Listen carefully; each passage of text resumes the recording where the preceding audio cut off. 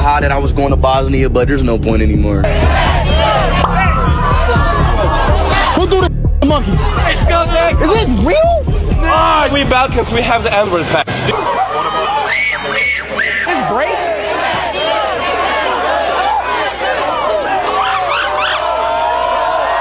So orange. He wants banana. So today we're going to talk about something a little different. Today we're not talking about politics. We're not talking about policy. Not even really another headline. Today what we're going to talk about is power. Because a 19-year-old YouTube streamer just did something Western media hasn't been able to do in decades. He changed how millions of people see the world. And he did it without giving a speech. He didn't create or generate a documentary. He didn't lecture anyone. He simply turned on the camera. Now, some of you already know the name, and some of you, perhaps you don't. But his name is IShowSpeed. He's a streamer, he's a creator, he's loud, he's energetic, he's unfiltered. And I'll be honest, I personally never understood the hype. I thought he was just another gamer yelling into a microphone. But then I started paying attention, because this guy may be one of the fastest growing streamers in YouTube history. At one point I was watching a stream and I was like, there's 172,000 people watching this stream at like 1 o'clock in the morning. I saw another time where he gained over a million subscribers in less than 1 week. He could literally go live any day, anytime, and pull over 100,000 people just like that. That's far beyond influence. That's what you call gravity. So recently Speed went on a tour, and his first stop was in Europe. And what happens there matters. Crowds were throwing bananas, monkey chants, blatant public racism, not hidden, not subtle, out in the open.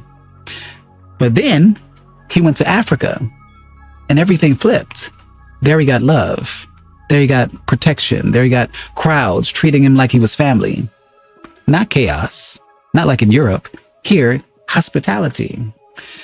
And suddenly the internet didn't say, wow, Africa looks nice. No, they said something very, very different. The internet said, I've been lied to. This wasn't just a streamer visiting Africa. This is not what we're talking about here. We're talking about a narrative breaking in real time. You see, for decades, Africa has been portrayed one way and one way only. Some poor country far, far away. Some poor country with huts, with flies all over people, with massive suffering. And let me remind you, Africa is not even a country. It's a continent with 54 countries. Most folks in the West, they don't even know that. Ask them the capital of Africa. They'll freeze, because what they were shown was never the full truth. And IShowSpeed didn't argue with any of this. He didn't explain it. He just showed up. Here's the key. If this footage came from CNN, people would doubt it.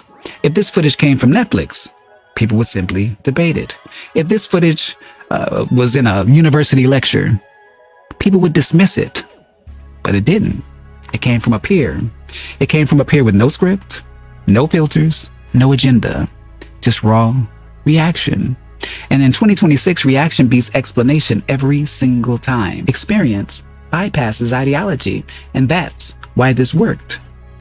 This kid, IShowSpeed, accidentally did what legacy media failed to do for over 50 years. IShowSpeed peeled back propaganda without even saying a word. No institution controlled the message. Not this time. No editor shaped the narrative the way they want you to perceive Africa. No authority told you what to think. You just saw it. And that's why it spread. Because trust doesn't come from credentials anymore. Trust comes from proximity. Peer-to-peer trust travels faster than any expertise ever will. And that terrifies institutions. Let me be clear.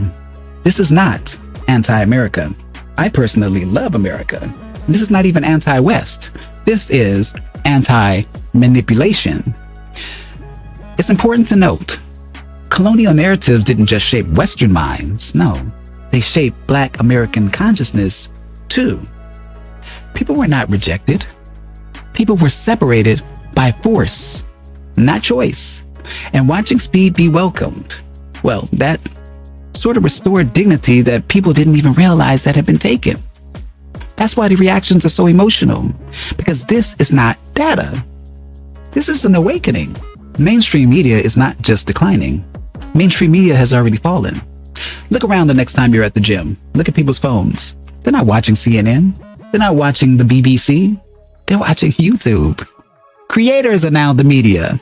And when the filters disappear, the truth can move faster. This story isn't about a streamer. This story is about power. Who controls perception and who just lost it? A kid with a phone did more cultural work than institutions with billion-dollar budgets.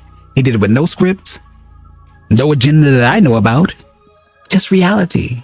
He just showed you. And once people realize they've been lied to, there is no putting the filter back on. I'll leave it there. Let me know what you think.